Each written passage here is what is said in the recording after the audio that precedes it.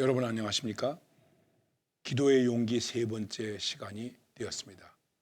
제가 기도의 용기라고 하는 주제로 말씀을 드리는 것은 여러분이 기도를 모르시기 때문이 아니라 이 시대 속에서 우리는 다시 한번 기도의 용기를 가지고 새로운 믿음의 삶, 또 여러 가지 어려움을 극복하는 삶을 살기 위한 힘을 하나님으로부터 공급받기 위해서 이렇게 말씀드리는 것입니다. 그리고 그리스도인은 언제나 기도의 용기를 가지고 있어야 됩니다. 왜냐하면 주님께서 구하라, 찾으라, 두드리라, 무엇이든지 구하라, 내 이름으로 구하라, 내가 응답하겠다. 구하기 전에 내가 다 알고 있다. 이렇게 말씀하셨기 때문에 그리스도인은 기도에 절망할 필요가 없는 것입니다. 언제나 우리는 기도의 용기를 가지고 살아야 됩니다. 아무리 깊은 절망 속에 있다고 할지라도 그 속에서 우리가 가질 수 있는 용기는 기도입니다.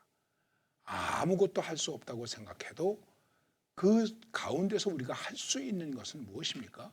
그것은 바로 기도할 수 있다는 것입니다. 그것이 우리에게 용기가 되는 것입니다. 어떤 분이 나이 많아서 이제 죽음을 눈앞에 두게 되었습니다. 병원에서 쉼을 몰아쉬고 있습니다. 숨을 몰아쉬고 있습니다. 자녀들이 걱정을 하고 있습니다. 그런데 가끔 이 할머니께서 자녀들에게 이렇게 말합니다. 너희들이 나를 위해서 할 수 있는 게 뭐냐? 할 수 있는 게 없습니다.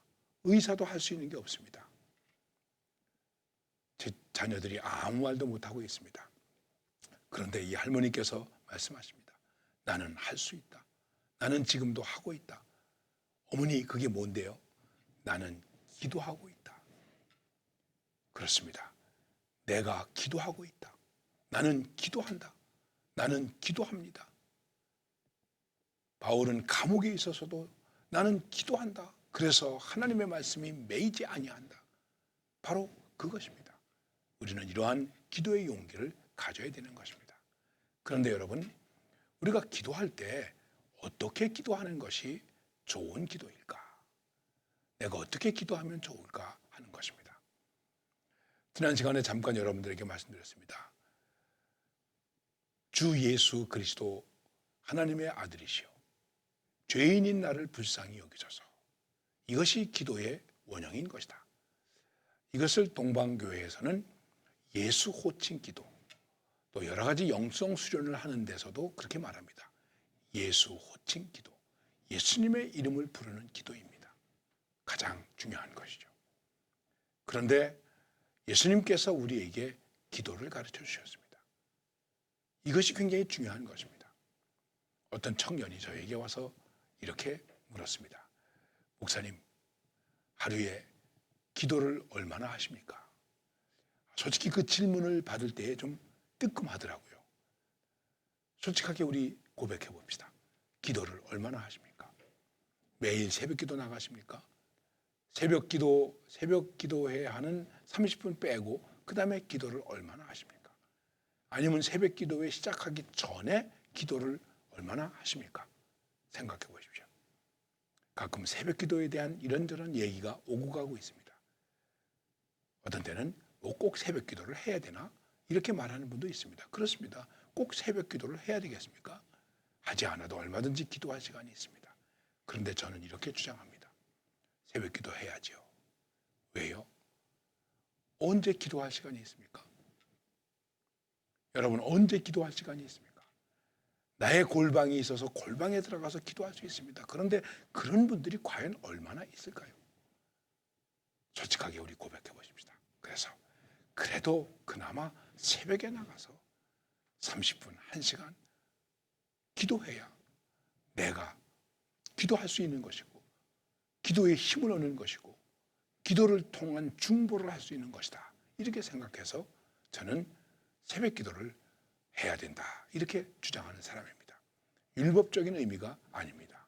그리고 이 새벽 기도는 다른 사람을 위해서가 아니라 바로 나의 경건을 위해서, 나의 믿음을 위해서 해야 한다는 것입니다. 청년이 저에게 목사님, 하루에 얼마나 기도하세요? 나는 3시간 기도한다. 이렇게 대답할 수 있었으면 얼마나 좋겠습니까? 그런데 솔직히 말씀드리면 하루에 3시간 기도 못했습니다. 수시로 하나님께 기도한다고 하지만 그렇게 집중해서 기도 못했습니다. 그래서 내가 이렇게 말했습니다. 청년에게, 야, 그런 건 물어보는 거 아니야. 대답하기 좀 곤란하지 않냐? 주님께서 아시지. 이렇게 제가 대답을 했습니다. 그랬더니 이 청년이 저에게 이렇게 말했습니다. 그러면 목사님, 얼마 동안 기도해야, 하루에 내가 얼마를 기도해야 하나님께서 기뻐하실까요? 자, 이것도 대답할 수가 없습니다. 하루에 내가 몇 시간 기도하면 하나님이 기뻐하실까요? 하루 종일 골방에 들어가서 교회에 가서 기도하면 좋아하실까요? 꼭 그렇지는 않지 않습니까? 제가 이렇게 생각이 났습니다. 야, 주님께서 가르쳐 주신 기도를 한번 외워봐라. 네? 주님께서 가르쳐 주신 기도를 외워봐. 아, 왜요? 하여간 한번 외워봐. 그랬더니 하늘에 계신 우리 아버지여, 이름이 거룩히 여김을 받으시오며 줄줄줄줄 외우더라고요. 여러분, 주님께서 우리에게 가르쳐 주신 그 주의 기도가 우리 성도들의 입에서 줄줄줄줄 나옵니다. 주문처럼 나옵니다. 의미도 없이 나옵니다. 어쨌든 이 청년이 주기도문을 다 외웠습니다. 그래서 제가 물어봤습니다. 시간이 얼마나 걸렸니? 한 30초 걸렸습니다. 그래. 주님께서 우리에게 가르쳐 주신 기도, 너희는 이렇게 기도하라. 그리고 가르쳐 주신 그 기도가 우리의 입에서 30초면은 끝이 나는 것입니다. 이 기도를 가르쳐 주실 때 예수님께서 하신 말씀이 몇 가지가 있습니다. 그게 뭐겠습니까? 말을 많이 하여야 하나님께서 들으시는 줄로 착각하지 마라. 그리고 중언부언하지 말라. 이방인들처럼 중언부언한다는 말은 무슨 주문을 외우는 것처럼 같은 말을 자꾸만 되풀이해서 한다는 것입니다. 비나이다 비나이다, 무슨 신령님이요 같은 말을 되풀이하지 않습니까? 여러분, 우리도 좀 조심해야 됩니다. 제가 조심하자고 하는 의미에서 말씀드리는 것입니다. 우리도 기도할 때나 이거 할 때 보면은 할렐루야 아멘 아버지, 할렐루야 아멘 아버지, 이런 거를 막 반복해서 되풀이하는 경우가 많이 있습니다. 할렐루야 아멘 아버지, 이렇게 부를 때에 우리가 좀 더 신중하게 생각해야 되지 않겠습니까? 함부로 불러야 되는 이름이 아니지 않습니까? 할렐루야 여호와를 찬양하여라 하는 말씀 아닙니까? 그렇다면 우리가 과연 할렐루야 할 때에 그 할렐루야를 어떤 때 해야 되겠습니까? 아멘. 정말 그렇습니다. 그렇게 되기를 원하나이다. 그렇게 이루어지기를 원하나이다. 정말 나는 동의합니다. 전적으로 동의합니다. 그러면 어떤 때 아멘 해야 되겠습니까? 생각해 보십시오. 아버지, 하나님의 이름을 언제 부르십니까? 그래서 주님께서 주의 기도를 가르쳐 주시면서 말씀하신 것입니다. 그것이 무엇입니까?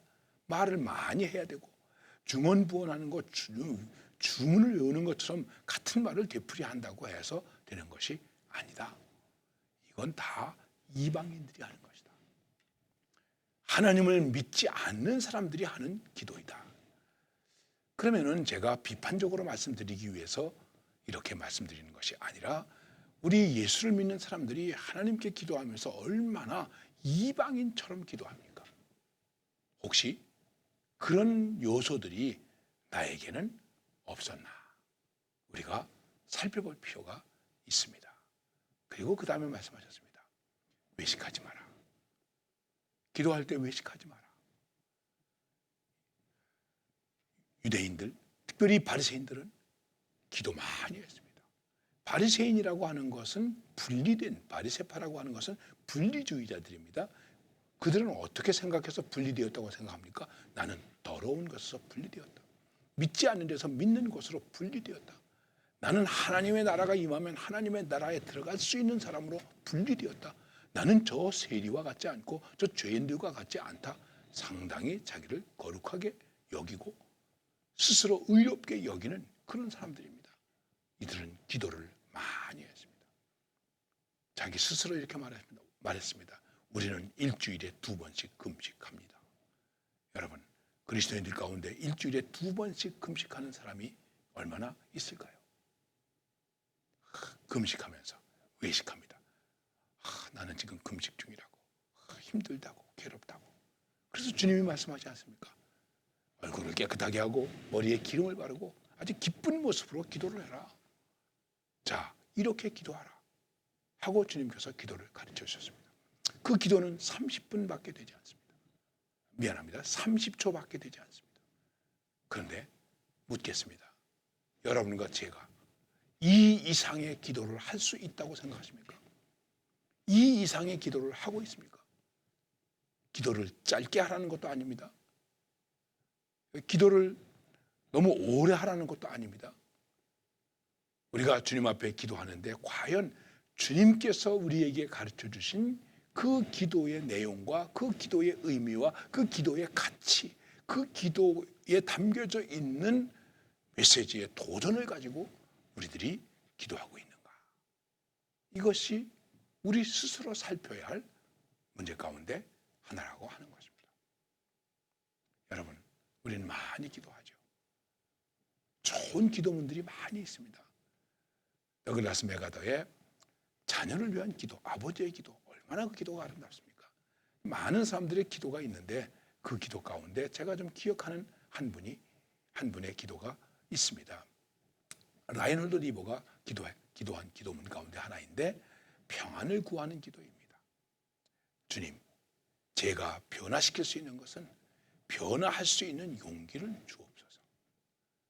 제가 변화시킬 수 없는 것은 그것을 받아들이는 평안을 주옵소서.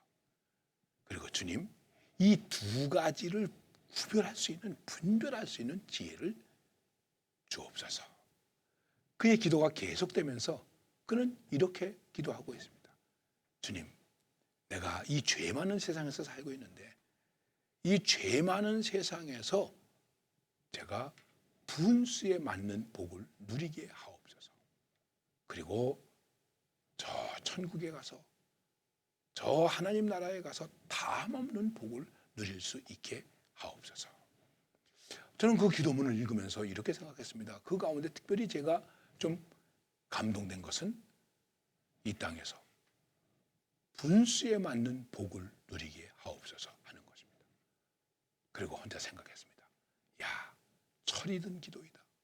철든 기도이다. 우리는 하나님 복을 주시옵소서, 쌓을 것이 없게 주옵소서, 만배나 갚아주시옵소서 그렇게 기도하는데 정말 겸손하게 주님, 내가 분에 맞는 복을 누리게 해주세요. 이 복은 내게 분에 맞지 않습니다. 여러분, 분에 맞지 않는 복은 복이 아니라 뭐가 되겠습니까? 화가 되는 것이죠. 몸에 맞지 않는 옷을 입고 어떻게 살겠습니까? 이런 이제 우스운 기도문의 얘기를 들었어요. 어떤 주일학교 아이가 이렇게 하나님께 기도하더래요. 하나님, 지난번에 눈이 많이 와서 제가 학교에 안 갔습니다. 그거 한 번만 더 해주시면 안 되겠습니까? 참 철없는 기도죠. 그런데 혹시 우리가 많이 기도했다고 하면서 밤새워 기도했다고 하면서 철야하면서 기도했다고 하면서 금식하면서 기도했다고 하면서 방언으로 기도하면서 혹시라도 이런 철없는 기도를 하고 있는 것은 아닐까? 이제 다시 한번 말씀을 정리합니다. 우리의 기도는 어떤 기도이어야 하겠습니까? 주님께서 가르쳐 주신 기도. 그래서 저는 주님께서 가르쳐 주신 기도를 우리가 보통 주의 기도 이렇게 말합니다. 혹은 주기도문 이렇게 말하는데 사실은 이 기도는 주님께서 가르쳐 주신 우리의 기도입니다. 과연 우리의 기도가 어떤 기도이어야 할까? 이것을 앞으로 계속해서 말씀드리겠습니다. 감사합니다.